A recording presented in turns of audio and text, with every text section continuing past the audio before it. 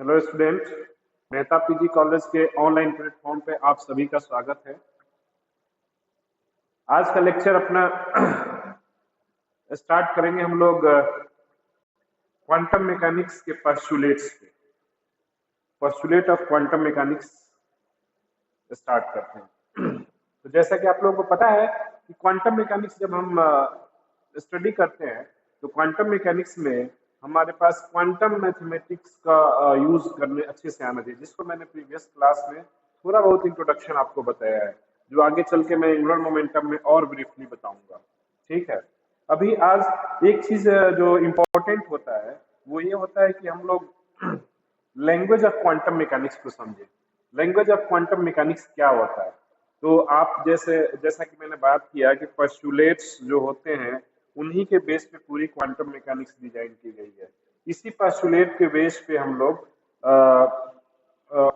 Experimental observation को observe करते हैं, उसकी स्टडी करते हैं, और क्वांटम मैकेनिकल थ्योरी जो है कैसे वर्क करता है उसकी स्टडी करते हैं। और साथ में हम लोग ये देखते हैं कि क्वांटम मैकेनिकल एक्सपेरिमेंट है वो वेल वेरीफाइड किस थ्योरी से हो रहा है, कैसे हो रहा है। ठीक है, इन सब चीजों को हम लोग स्टडी करते हैं और क्वांटम मैकेनिकल जो सिस्टम होता है उन सब चीजों को हम लोग ब्रीफली ये करते हैं, क्या बोलते हैं, कलेक्ट करते हैं और स्टडी करते हैं। तो हम लोग सबसे पहले जो लैंग्वेज हमने बताया कि लैंग्वेज क्वांटम मैकेनिक्स का जो है वो पोस्टुलेट है। आपका पोस्टुलेट आपको अच्छे से आना चाहिए, तब जाके हम लोग आगे कुछ भी स्टडी कर सकते हैं। तो जो पोस्टुलेट में है वो सबसे जो मेन चीज है, क्या हमें अंडरस्टैंड करना चाहिए उसमें हमें ये है कि how a quantum mechanic state is describe mathematically at a given time T. इसको अंडरस्टैंड करना बहुत जरूरी है। How to calculate various physical quantity from their quantum state. मतलब अपन जो क्वांटम स्टेट डिफाइन करते हैं उसमें जो क्वांटिटी होती है, क्वांटम पार्टिकल्स बोलिए या फिजिकल क्वांटिटी होती है, उसकी उसकी स्टडी कैसे की जाए इसको समझना जरूरी है। How to find a state after a time T days. मान लो कि हमें कोई भी इंफॉर्मेशन मिलता है तो हमें पता है कि साई जो स्टेट होता है उसी से मिलता है, तो वो टी टाइम के साथ कैसे वेरी कर रहा है उसको समझना बहुत जरूरी होता है। तो हम लोग उसके लिए पास्टुलेट टोटल आपके 5 पास्टुलेट्स होते हैं, उस पास्टुलेट की स्टडी करते हैं अपन। ठीक है, postulate of quantum mechanics.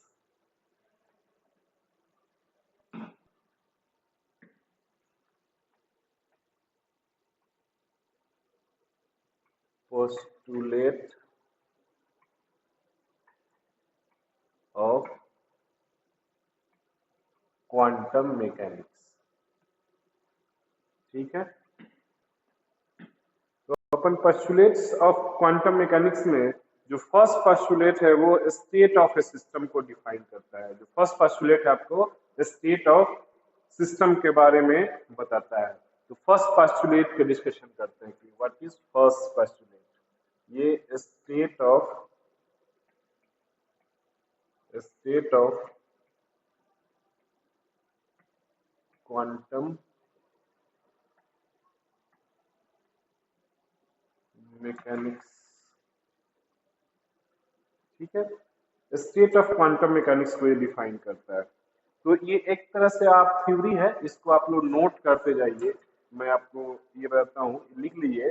The state of system is specify at each time t by A state vector kth psi in a Hilbert space. By a given state, we can get all needed information about the state of a system. Any superposition of a state vector is also a state vector. यानी अपने quantum mechanics में अपन साई को state vector बोला जाता है। State vector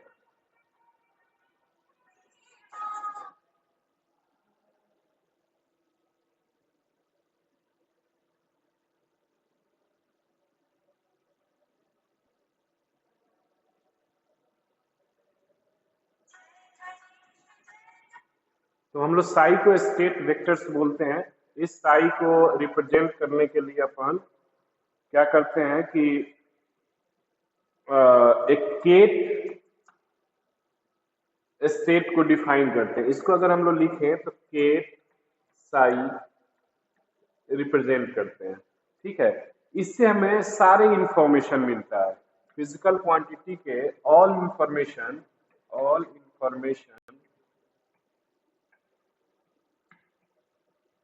getting from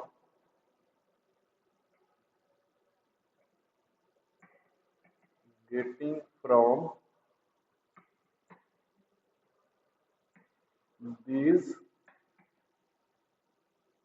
state vector psi। ठीक है, तो जैसा कि मैंने बताया आपको, फर्स्ट पोस्टुलेट है जो स्टेट के बारे में इंफॉर्मेशन देता है, और साई अगर आपको पता है तो ये सारे फिजिकल इंफॉर्मेशन को आप, जैसे आप प्रोबेबिलिटी निकालना चाहते हैं, आप क्या नाम है नॉर्मलाइजेशन करके देखना चाहते हैं कि ये कहाँ पर एग्जिस्ट करता है ये स्टेट। ठीक है, ये सारी चीजों का इंफॉर्मेशन जो है हम लोग स्टेट वेक्टर से निकालते हैं। सेकेंड है observable and operators. Second postulate आपका, second postulate observable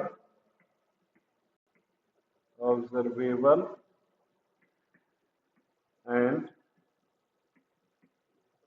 vectors, observable और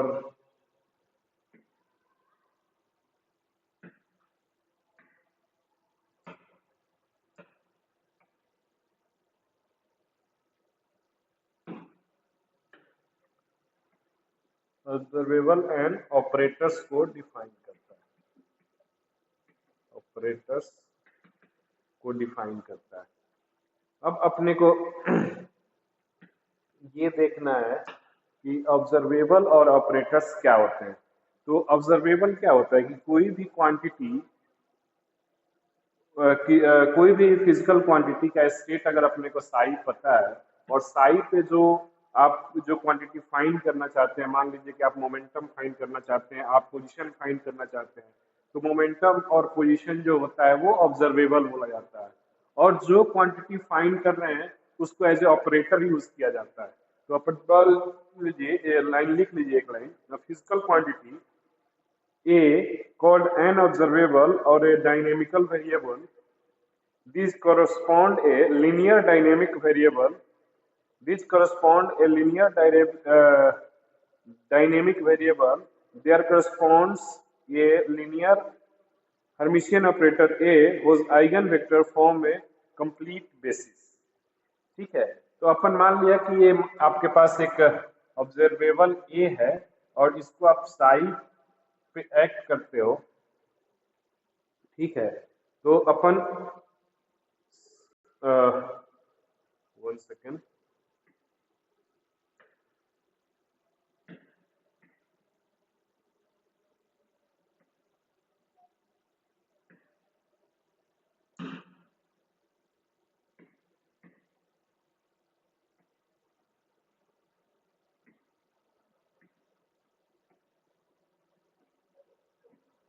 अपन मान लीजिए कि आप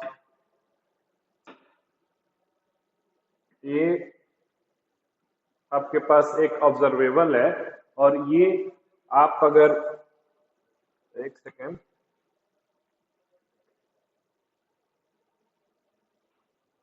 ये ऑब्जर्वेबल है और आप साई पे एक्ट करते हैं इस तरह से, तो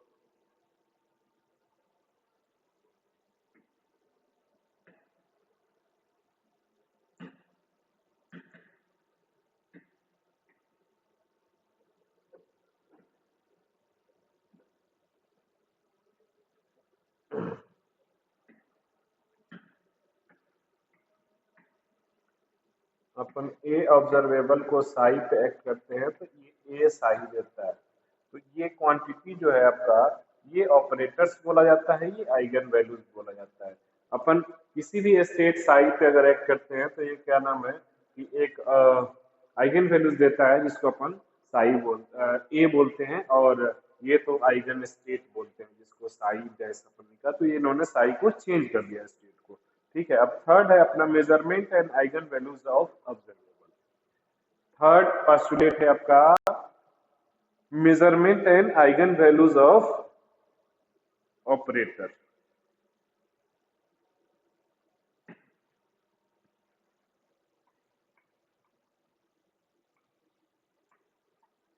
मेजरमेंट एंड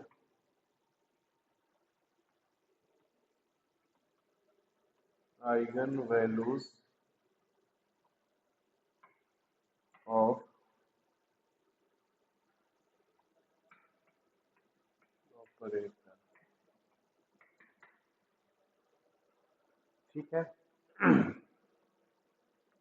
तो अब अपन कोई मेजर कर रहे हैं क्वांटिटी, मान लीजिए पोजीशन या मोमेंटम आप मेजर कर रहे हैं, तो एज ए ऑपरेटर्स आप यूज करते हैं। ठीक है, तो आप जब मेजर करने जाते हैं तो किस पे करेंगे आप? स्टेट एक साई है आपके पास, स्टेट साई मान लो अपने पास एक स्टेट है जिसपे कि आप पोजीशन मेजर कर रहे हैं जो कि ए है। ठीक है, ये A, sorry this is not vector sign,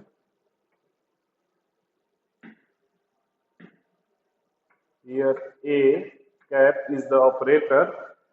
ये A एक्ट करेगा स्टेट साई पे और अपने को पता है कि एक वैल्यू देगा ए एन, जिसको अपन साई लिखते हैं। ठीक है, ये जो वैल्यू होता है इसी को अपन क्या बोलते हैं? Eigen value. इसको क्या बोलते हैं? Eigen value. और इसको क्या बोलते हैं? ऑपरेटर। ऑपरेटर यानी एक ऑपरेटर एक स्टेट पे एक्ट होकर के एक आइगन वैल्यू देता है और दूसरा स्टेट को चेंज करता है। तो अपन इसको लिख सकते हैं, इसको लिख लीजिए लैंग्वेज में, measurement of an observable, measurement of an observable A may be represented formally by the action of A on a state vector psi ket psi. The only possible result of such a measurement is given by one of the eigenvalue on the operator। ठीक है, last आपका point fourth जो है वो है probability outcomes, not last, next आपका जो है फोर्थ और लास्ट, ये फाइव पोस्टुलेट है, इसमें फोर्थ है probability outcome of measurement, probabilistic outcome of measurements. Probabilistic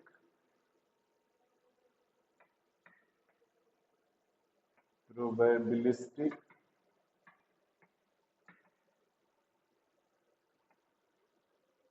outcome of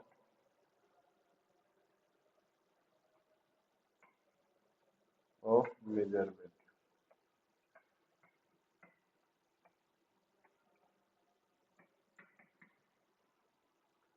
ठीक है, तो अपने प्रोबेबिलिटी आउटकम्स मतलब इस, अपने को पता है कि क्वांटम मैकेनिकल सिस्टम जो होते हैं वो डिस्क्रीट सिस्टम होते हैं, और उसमें अगर अपने को किसी भी पार्टिकल की अगर एग्जैक्ट मोमेंटम और पोजीशन या एनर्जी मेजर करने की कोशिश करें तो नहीं हो पाता है, क्योंकि ये डायनेमिकल सिस्टम में होते हैं।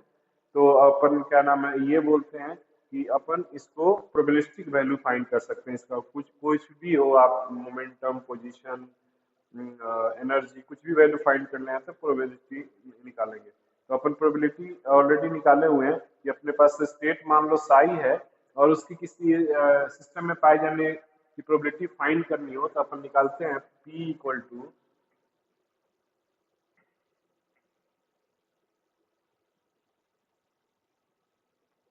साई एन साई मैग्नीट्यूड का square by psi N psi. ठीक है, तो आप इसको ऐसे भी लिख सकते हैं ए एन मैग्नीट्यूड का square by Sai into Sai है। अगर साई इक्वल टू साई है, साई एन अगर साई नॉर्मलाइज है तो अपन इसको इस तरह से लिख सकते हैं। ठीक है, तो ये जो होता है डिस्क्रीट स्पेक्ट्रा के लिए होता है। ये जो आप प्रोबेबिलिटी निकालेंगे for discrete spectra, for discrete spectra के लिए। अब हमें अगर कंटिन्यूअस स्पेक्ट्रा है तो उसमें प्रोबेबिलिटी निकालनी हो तो किस तरह से अपन निकालेंगे। ठीक है, फॉर कंटिन्यूअस स्पेक्ट्रा प्रोबेबिलिटी जो निकलेगा उसमें अपन क्या करते हैं, सिर्फ कि dpa by da equal to psi A का स्क्वायर बाई साई साई। ठीक है, तो अपन हमेशा याद रखना है कि कोई भी अगर स्पेक्ट्रा जो है अगर कंटिन्यूअस है तो वहां पर हमारा जो स्टेट है वो ऑलवेज नॉर्मलाइज होना चाहिए। नॉर्मलाइज होगा तभी जाके आप प्रोबेबिलिटी फाइंड करेंगे, अगर नॉर्मलाइज नहीं है तो फिर प्रोबेबिलिटी फाइंड नहीं कर पाएंगे। तो ये प्रोबेबिलिस्टिक वैल्यू निकालने के दो सिस्टम, अगर आपका डिस्क्रीट है तो उसके लिए अलग तरह का फॉर्मूला यूज करेंगे। अगर सिस्टम आपका कंटिन्यूअस है, ये हमने कंटिन्यूअस सिस्टम के लिए निकाला, कंटिन्यूअस सिस्टम के लिए। ठीक है, नेक्स्ट पोस्टुलेट अपना है evolution of a system, time evolution of a system. मतलब टाइम के रिस्पेक्ट में आपका सिस्टम कैसे चेंज हो रहा है, मतलब साई की वैल्यू जो कैसे चेंज हो गई वो फाइंड करना होता है। ठीक है, तो अपन फिफ्थ एंड लास्ट पोस्टुलेट लिखते हैं,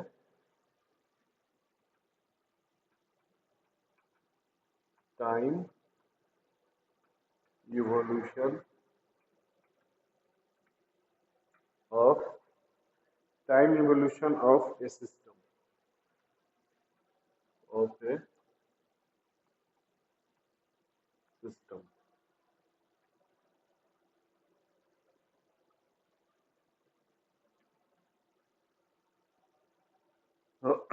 तो टाइम इवोल्यूशन में हमें ये देखना है कि टाइम के रिस्पेक्ट में हमारा जो स्टेट वेक्टर है वो कैसे चेंज हो रहा है।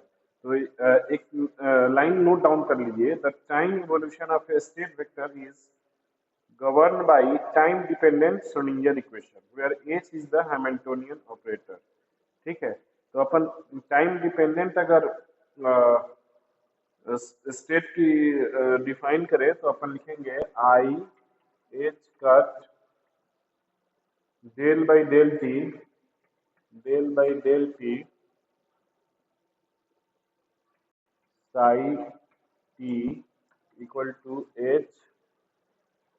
एच आपका हैमिल्टोनियन है, H psi, H is the Hamiltonian of system, Hamiltonian of the system. ठीक है,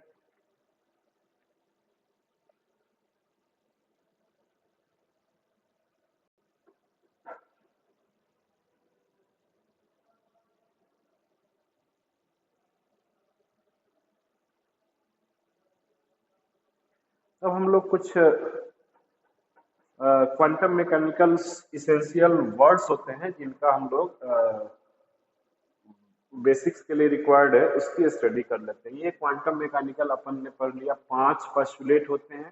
फर्स्ट पोस्टुलेट आप याद रखिएगा कि आपका फर्स्ट पोस्टुलेट है जो स्टेट से रिलेटेड है, तो क्वांटम मैकेनिकल स्टेट को डिफाइन करता है। सेकंड पोस्टुलेट आपका जो है वो ऑब्जर्वेबल एंड ऑपरेटर से रिलेटेड है, वो किसी भी क्वांटम मैकेनिकल सिस्टम के ऑपरेटर्स एंड ऑब्जर्वेबल को डिफाइन करता है। थर्ड पोस्टुलेट आपका आइगन वैल्यूज से रिलेटेड है, यानी कि कोई भी स्टेट है तो उसकी आइगन वैल्यूज निकालना चाहते हैं। आइगन वैल्यूज निकालने का मतलब ये है कि आप उस सिस्टम के एनर्जी आइगन वैल्यूज निकाल रहे हैं, उसकी पोजीशन वैल्यू निकाल रहे हैं, उसके मोमेंटम आइगन वैल्यूज निकाल रहे हैं। तो वो एज ए ऑपरेटर एक्ट होता है। जैसे मोमेंटम का निकालते हैं तो मोमेंटम एक ऑपरेटर है, तो ऑपरेटर एक्ट कराया जाता है, ऑपरेट कराया जाता है स्टेट साई पर, तब जाकर के वो एक आपको आइगन वैल्यूज देता है, जिसको एनर्जी आइगन वैल्यूज। अगर एनर्जी दे रहे हैं तो एनर्जी बोलेंगे, मोमेंटम दे रहे हैं तो मोमेंटम आइगन वैल्यूज देंगे, पोजीशन से ऑपरेट करा रहे हैं तो आप पोजीशन आइगन वैल्यूज बोला जाएगा। ठीक है, अब में कुछ इसेंशियल डिफिनीशंस होते हैं, जिसमें जैसे कि अपन स्टेट दिया हुआ है तो उसके लिए एम्पलीट्यूड डिफाइन करना है, आपको केट साई दिया हुआ है तो उसको कैसे बेसिस वेक्टर को डिफाइन करना है। कुछ इसेंशियल डिफिनीशंस होते हैं जिनको मैं आपको बताना चाहूंगा, फिर हम आगे की तरफ बढ़ेंगे।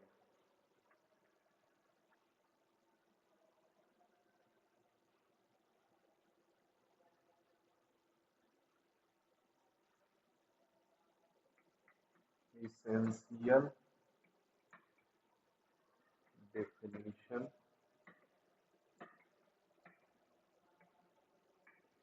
of quantum mechanics। ठीक है, अगर फर्स्ट डिफिनीशन है कि अगर आपके पास स्टेट साई है, ठीक है, तो स्टेट साई को का एम्पलीट्यूड अगर आपको डिफाइन करना है और ये बोला जाए कि इसी में एक स्टेट है जो कि एक्स है, तो उसका एम्पलीट्यूड जो डिफाइन होगा वो इस तरह से डिफाइन होता है, phi equal to X psi. इसको बोलते हैं amplitude of the quantum mechanics. Second, अपन किसी स्टेट को रिप्रेजेंट करना चाहते हैं लीनियर सुपरपोजिशन फॉर्म में, या कंप्लीटनेस सेट ऑफ बेसिस बोला जाए, तो उसको अपन लिखना हो जैसे कि अपन अपने पास स्टेट साई है और इसको कंप्लीटनेस के फॉर्म में लिखना है, कंप्लीटनेस।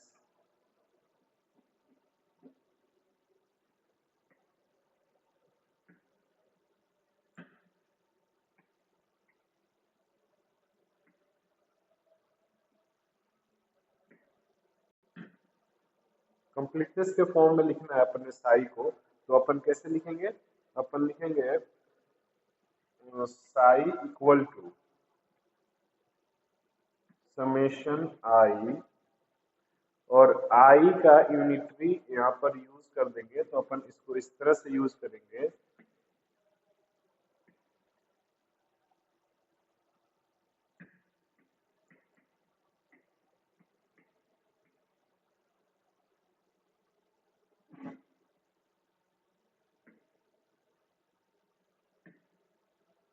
और ये आपका हो गया साई।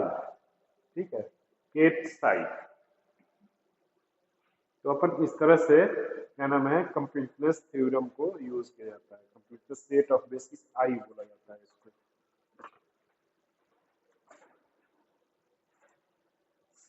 सेकेंड चीज है अकरेंस ऑफ पार्टिकल, यानी प्रोबेबिलिटी एम्पलीट्यूड अगर फाइंड करनी हो। थर्ड आपका है प्रोबेबिलिटी एम्पलीट्यूड अगर आपको फाइंड करनी हो, प्रोबेबिलिटी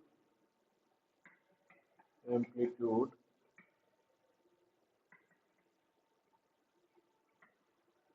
ऑफ द स्टेट, तो अपन P इक्वल टू लिखते हैं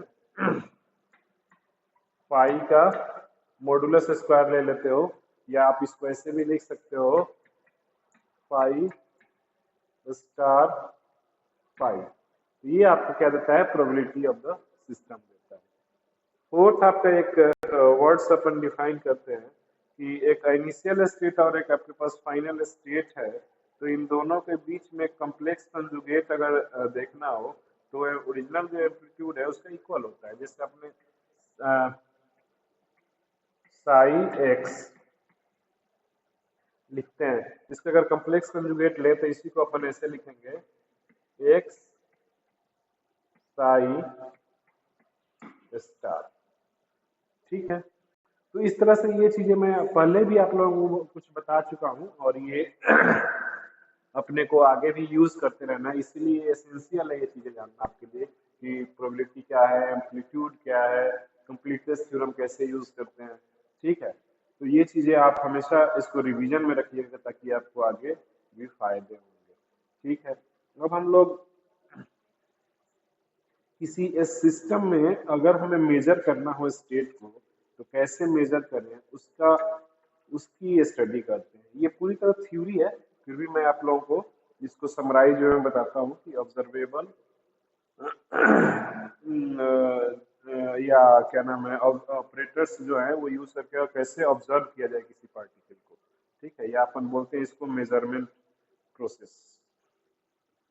तो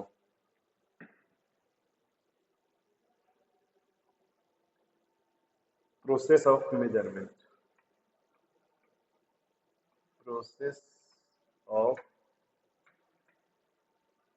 प्रोसेस ऑफ मेजरमेंट।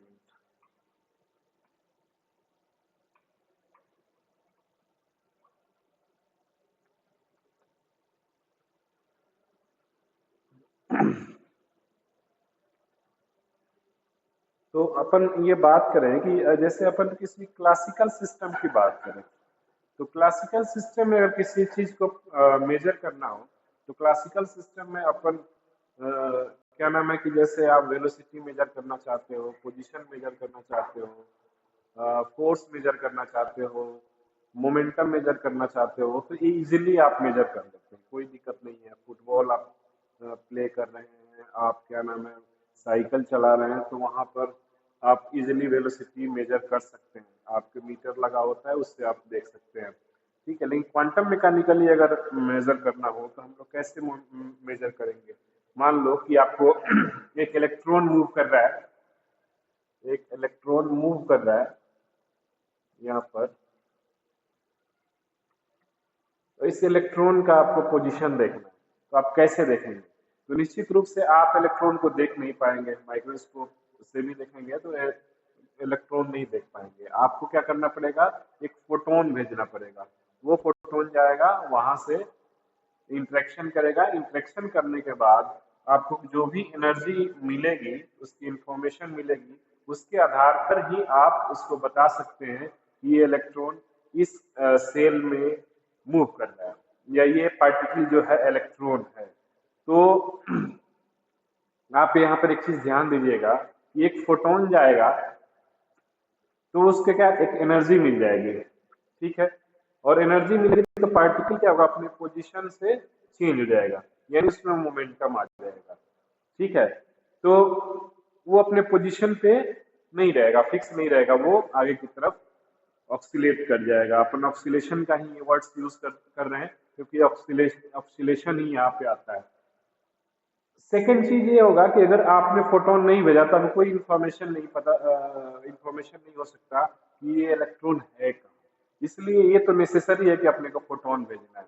यानी एक चीज एकदम क्लियर हो गया कि आपका जो इलेक्ट्रॉन है वो एनर्जी लिया और एनर्जी लेने के बाद वो ऑक्सीलेट किया, तो अपने फिक्स पोजीशन पे नहीं रहा। तो ये क्या होगा कि एक अप्रोक्सीमेट वैल्यू अपन लेते हैं कि इसी क्या नाम है कि रीजन में ये मूव कर रहा होगा, यानी कि मोमेंटम को आप फाइंड करने की कोशिश कर रहे हैं, तो पोजीशन उसका पोजीशन का पता नहीं चल रहा है। और पोजीशन अगर आपको पता पोजीशन आप जब देखने की कोशिश कर रहे हैं तो उसका मोमेंटम जीरो हो जा रहा है, अनडिफाइन हो जाएगा फिर। तो यहाँ पे अनसर्टेनिटी प्रिंसिपल आती है, तो अपने को अनसर्टेनिटी प्रिंसिपल को ध्यान में रखते हुए मेजरमेंट करना पड़ता है। ठीक है, तो अपन प्रोसेस ऑफ मेजरमेंट में सबसे पहले अनसर्टेनिटी प्रिंसिपल को ध्यान में रखते हैं। Uncertainty principle, uncertainty principle. ठीक है, delta X delta P equal to H cut by 2 होता है। अप्रोक्सीमेटली का साइन दिया जाता है क्योंकि एग्जैक्ट इक्वल नहीं होता, इसीलिए अपन इस तरह का साइन देते हैं, तो इक्वल टू इतना होता है। अब अपन आप लोगों को मैं एक बार, ये थ्योरी है पूरी तरह लिखाते भी चलता हूँ, आप लोग लिखते जाइए। लिखिए, in classical physics it is possible to measurement of a system without disturbing it, but in quantum mechanical measuring process disturb the system. We can't measure the position and momentum of the system simultaneously according to uncertainty principle. This ठीक है। तो मैं जो बताया कि आप classical mechanics में directly किसी भी सिस्टम को विदाउट डिस्टरबेंस किए हुए मेजर कर लेते हैं, लेकिन क्वांटम मैकेनिकल में हमें डिस्टरबेंस करना पड़ता है, यानी कि हमें एक फोटोन या कोई एनर्जेटिक पार्टिकल भेजना पड़ता है, तब जाके वहां से हमें कुछ मेजर होता है, जो कि हम लोग ये कह सकते हैं कि हमें सिस्टम को डिस्टर्ब करना पड़ता है, तब जाके हम साइमल्टेनियसली सिस्टम को मतलब बोलते हैं कि हम लोग मेजर नहीं कर सकते इसमें क्वांटम मैकेनिक्स में, तो हमें अप्रोक्सीमेटेड वैल्यूज मिलती है जिसको प्रोबेबिलिस्टिक वैल्यू बोलते हैं अपन।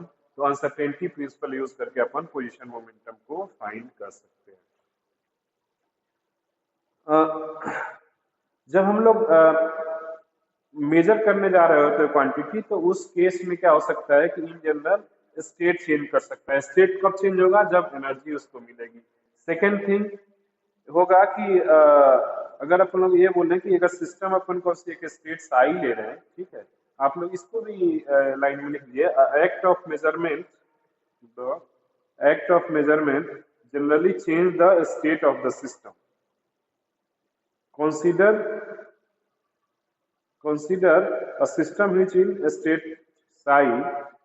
Before measuring observable A, the state psi can be represented by a linear superposition of eigenstate psi of corresponding operator A. That means अगर अपने पास स्टेट साई है और उसमें अगर अपने मेजर करने जा रहे हैं, तो अपन ये देखेंगे कि साई जो है अपना स्टेट साई, यहाँ पर वही यूनिटरी मेथड यूज कर लेंगे। तो यूनिटरी मेथड से आपका I psi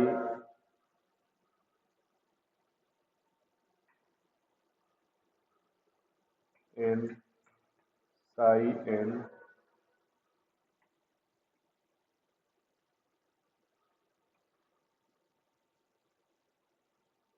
one second,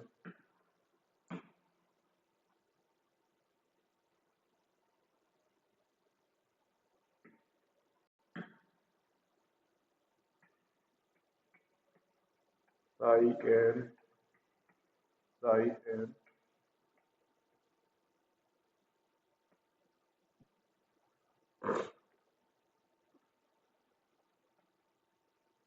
this is psi N, ये है आपका साई, ठीक है।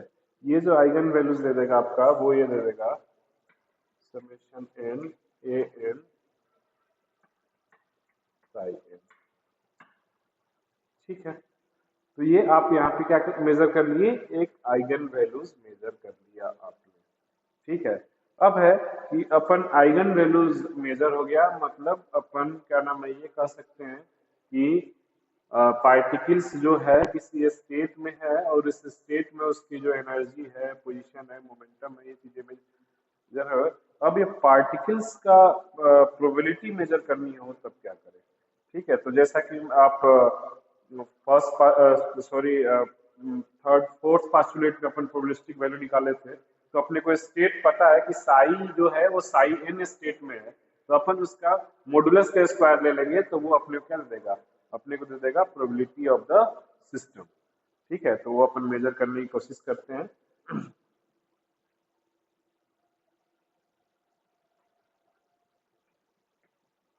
Probability of the system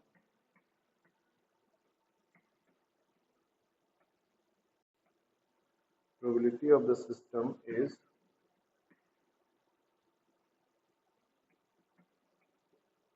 Pn equal to psi n psi का मॉडुलस का स्क्वायर कर देंगे बाई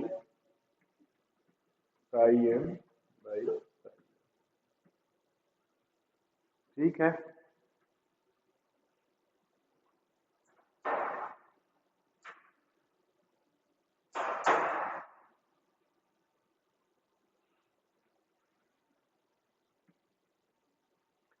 तो अपन सिस्टम का स्टेट मेजर कर लिए, अपन सिस्टम का आइगन वैल्यू मेजर कर लिए, अपन सिस्टम का प्रोबेबिलिटी मेजर कर लिए।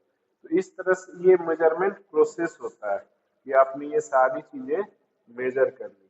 अब आपको क्या फाइंड करना हो, मान लो कि आपको एक्सपेक्टेशन वैल्यू फाइंड करनी हो कि आप इस सिस्टम का एक्सपेक्टेशन वैल्यू कैसे फाइंड करेंगे। तो इसके लिए होता है एक्सपेक्टेशन वैल्यू ऑफ सिस्टम,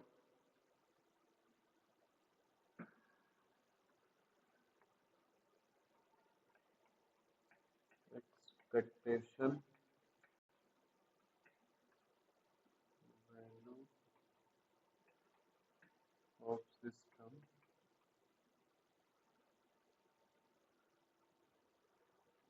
इसको रिप्रेजेंट करते हैं, इस तरह से लिखते हैं,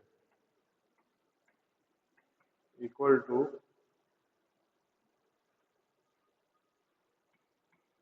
साई ए साई, 1 सेकेंड,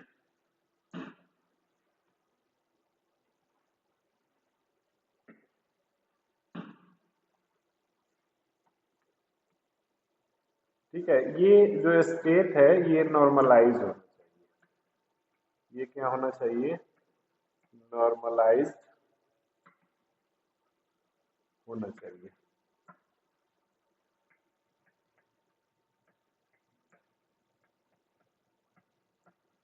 अगर नॉर्मलाइज नहीं है तो फिर आप इसका एक्सपेक्टेशन वैल्यू नहीं फाइंड कर सकते हैं।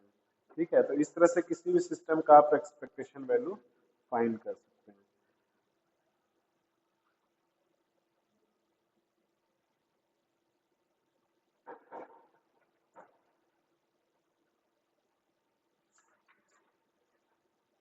तो मैंने ये प्रोसेस आपको बता दिया कि मेजरमेंट प्रोसेस क्या होता है। ठीक है, आप इसको इस तरह से 5 स्टेप 6 स्टेप में मेजर कर सकते हैं वैल्यूज, और मेजर करके आप आगे प्रोसीड कर सकते हैं। अब हम लोग कोऑर्डिनेट रिप्रेजेंटेशन पढ़ते हैं। क्वांटम मैकेनिक्स में कोऑर्डिनेट रिप्रेजेंटेशन क्या होता है उसकी स्टडी करते हैं एक बार, क्योंकि अपन ये चीजें तो पढ़ ही लिया, स्टेट बड़ा, ऑपरेटर्स, ठीक है, कम्यूटेशन रिलेशन। तो इन सब चीज़ों के लिए हमें कोऑर्डिनेट रिप्रेजेंटेशन में क्या कैसे करना होता है वो चीज़ एक बार स्टार्ट करते हैं। तो उसमें हम लोग, मैंने बताया था कंप्यूटेबल ऑब्जर्वेबल्स। तो कंप्यूटेशन ऑब्जर्वेबल्स क्या होता है उसकी स्टडी करते हैं अपन पहले। कंप्यूटेबल ऑब्जर्वेबल्स,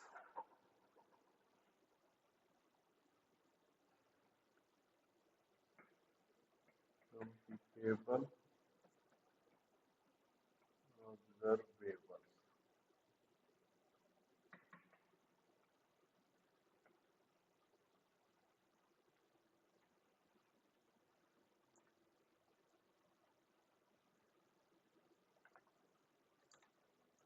तो क्वांटम मैकेनिक्स में क्या है कि अपन बोलते हैं कि दो जो ऑब्जर्वेबल्स है, और अगर हम उसको साइमल्टेनियस मेजर कर लें, जैसे आपके पास ए और बी दो ऑब्जर्वेबल्स है, मान लीजिए आपके पास ए एंड बी दो ऑपरेटर्स है, इसको साइमल्टेनियस आपने मेजर कर लिया। साइमल्टेनियस मेजर करने का मतलब हो गया कि ए बी इक्वल टू 0 हो गया, तो अपन बोलते हैं, इसको लिख सकते हैं A B minus B A equal to 0। इसको बोलते हैं कि ये कंप्यूटेबल ऑब्जर्वेबल्स है। कैसे ऑब्जर्वेबल्स है ये, कंप्यूटेबल ऑब्जर्वेबल्स है। ठीक है, तो इनको हम लोग यूज करके आगे का स्टडी कर सकते हैं। तो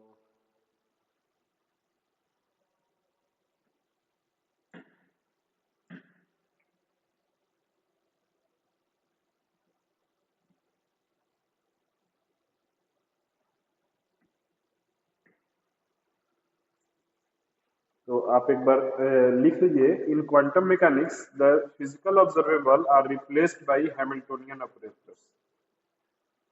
इन quantum mechanics physical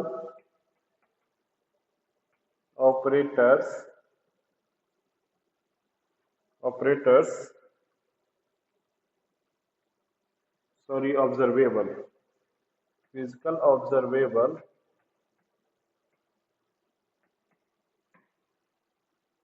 replaced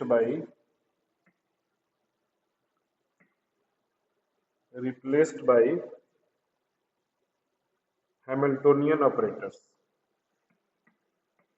Hamiltonian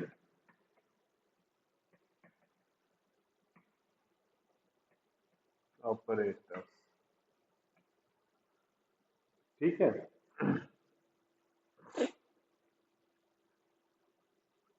तो अपन ये चीज तो समझ ही रहे हैं कि जो स्टेट्स होते हैं उसको अगर साइमल्टेनियस मेजर करते हैं तो उसमें ए और बी दो ऑपरेटर्स हैं तो उनका कम्यूटेशन रिलेशन जीरो हो तो अपन बोलते हैं कंप्यूटेबल ऑब्जर्वेबल्स है। ठीक है, मान लिया कि अपने पास एक स्टेट है साई एन एम, एक स्टेट है अपने पास psi N M, let us consider a state with psi mm। इस पे मान लो कि एक ऑपरेटर आपका एक्ट होता है ए एंड बी और ये eigen values respectively A N और बी एन देता है, that is a act on the psi mm and it give an eigen values psi nm और ऑपरेटर बी अगर एक्ट होता है तो ये psi nm equal to B N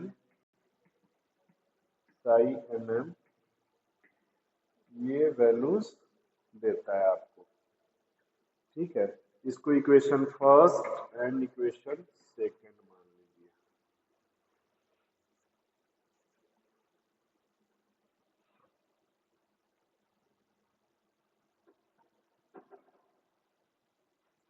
यहाँ पर आपका एनएम जो अपन लिए इंडिसेस लिए हुए हैं, here N and M are,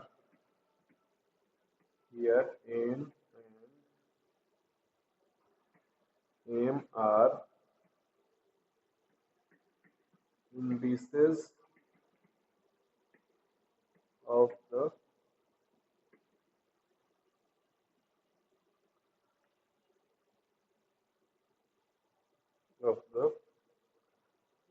state। ठीक है, तो इसमें हमें क्या करना है कि जो ऑब्जर्वेबल्स दिए हुए हैं अगर हम लोग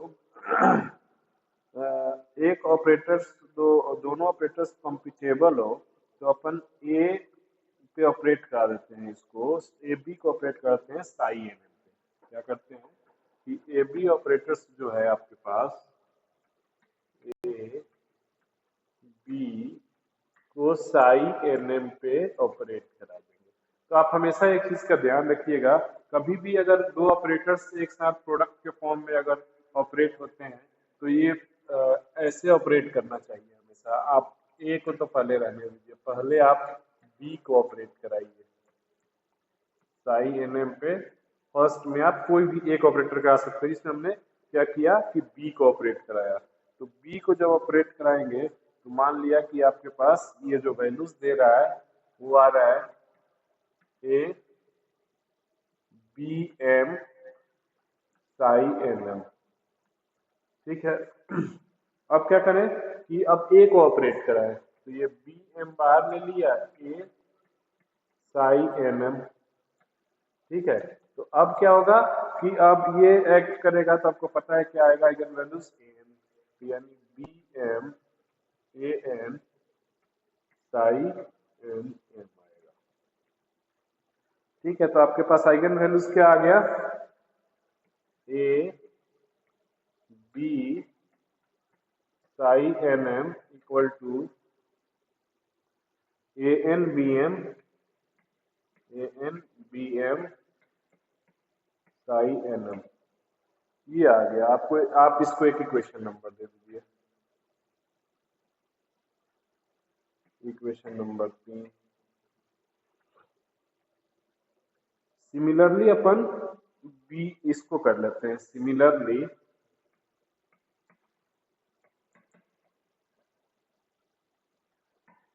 B A act on the psi N M, तो ये भी क्या दे देगा आपको, जैसा उसको किया वैसा हम लोग करेंगे। तो ए क्या दे देगा, A N B M psi M M, ठीक है। ये इक्वेशन नंबर 4 हो जाएगा। अब अपन क्या करते हैं कि जो अपने पास इक्वेशन आया है दोनों को यूज करके अपन माइनस कर देते हैं। 3 और 4 को माइनस करते हैं तो अपने पास क्या आएगा, यूजिंग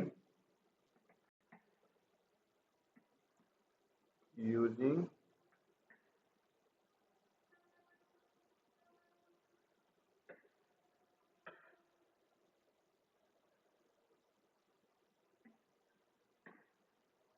यूजिंग इक्वेशन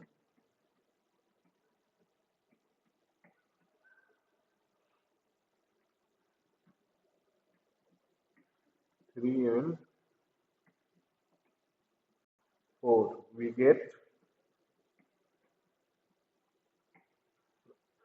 अपन ने क्या किया कि माइनस कर दिया, तो ये क्या आ जाएगा, A B minus B A psi N M equal to 0। ये दोनों टर्म सेम है तो ये 0 हो जाएंगे। तो अपने पास क्या आ जाएगा,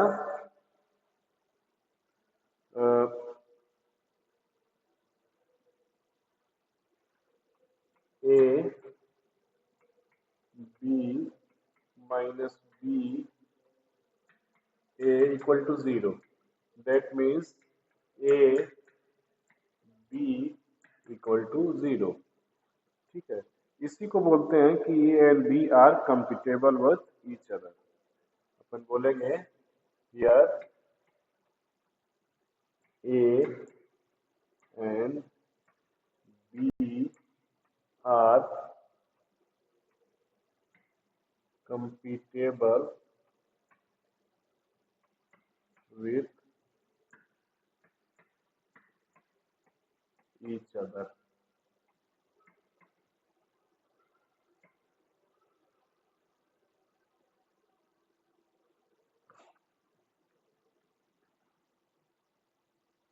तो ये तो हो गया आपको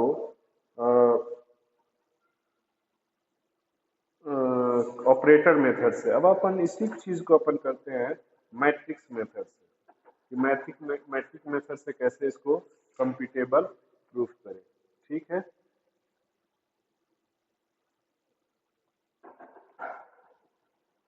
तो ये आप लोग लिखते जाएं।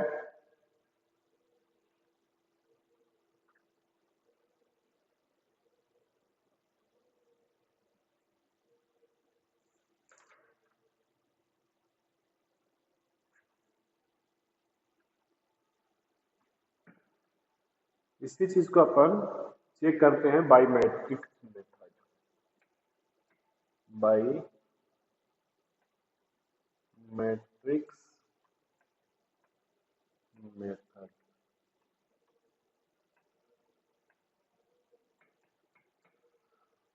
ठीक है। एक लाइन ऐड कर लीजिए, लिखिए when we represent operators by matrix in general two matrix do not commute, however two diagonal matrix always commute. ये हमेशा याद रखिएगा कि दो मैट्रिक्स ऑलवेज कम्यूट नहीं करता है, ठीक है। लेकिन अगर डायगोनल मैट्रिक्स है तो वो ऑलवेज कम्यूट करता है। तो अपन दो डायगोनल मैट्रिक्स लेते हैं, एक को एम बोलते हैं, एक को एन बोलते हैं। एम,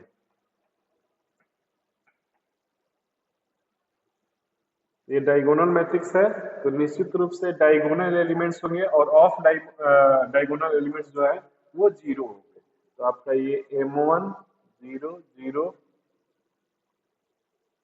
0, M2 0 0 0 M3, एक आप एन मैट्रिक्स ले लीजिए, इसको लिखिए N1 0 0 0 N2 0 0 0 N3। ठीक है, अब हम मल्टीप्लाई कर देते हैं एम एन एन को, तो एम एन लेंगे, एम एन, तो ये मैट्रिक्स क्या आएगा आपके पास, M1 N1 M1 N1 0 0 0 M2 N2 0 0 0 M3 N3।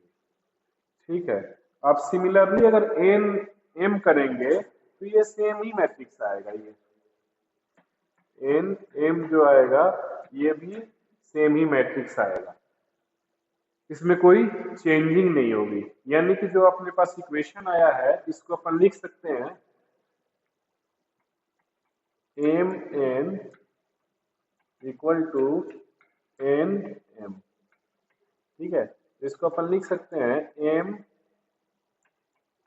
N minus N M equal to 0, that is M N equal to 0। यानी एम और एन क्या है, कम्यूटेटिव है या कंप्यूटेबल है। ठीक है, तो आप लिख सकते हैं here M M and N are computable to each other।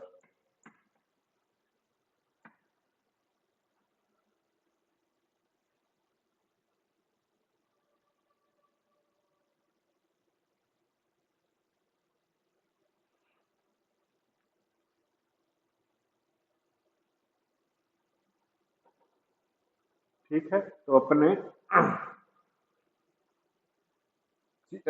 जो मेन चीज है उसको ध्यान देना जरूरी होता है कि अपन जो मेजरमेंट्स करने जा रहे हैं, जो चीजें हम लोग कंप्यूटेबिलिटी देखने जा रहे हैं, तो उसमें पोस्टुलेट्स और क्वांटम मैकेनिक्स का अप्लाई करें सही से।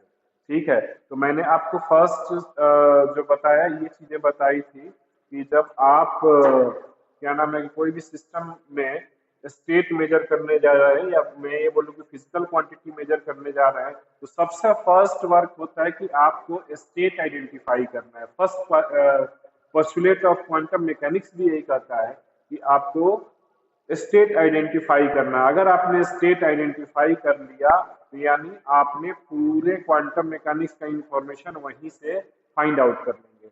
जैसे कि आपको स्टेट पता है तो आप क्या नाम है, पोजीशन आइगन वैल्यूज निकाल सकते हैं। आपको स्टेट पता है तो मोमेंटम आइगन वैल्यूज निकाल सकते हैं। अगर मोमेंटम पता है तो पोजीशन निकाल सकते हैं, और इसके लिए बहुत सारे फॉर्मूलेज रिलेटेड है एक दूसरे से। जैसे क्वांटम मैकेनिक्स की बात करें अपन, तो क्वांटम मैकेनिक्स में अनसर्टेनिटी प्रिंसिपल का बहुत बड़ा रोल है। जिस तरह से पोस्टुलेट ऑफ क्वांटम मैकेनिक्स को एक लैंग्वेज के फॉर्म में अपन यूज करते हैं, उसी तरह से अनसर्टेनिटी का यूज एक मैथमेटिकल टूल के फॉर्म में करते हैं। जैसे कि अगर एनर्जी चेंज हो रही है तो एनर्जी का रिलेशन टाइम के साथ होता है, मोमेंटम का रिलेशन पोजीशन के साथ होता है। तो आप साइमल्टेनियस अगर किसी क्वांटिटी को मेजर तो नहीं कर सकते, लेकिन आपको क्या है कि अगर पोजीशन पता है तो मोमेंटम फाइंड आउट कर सकते हैं।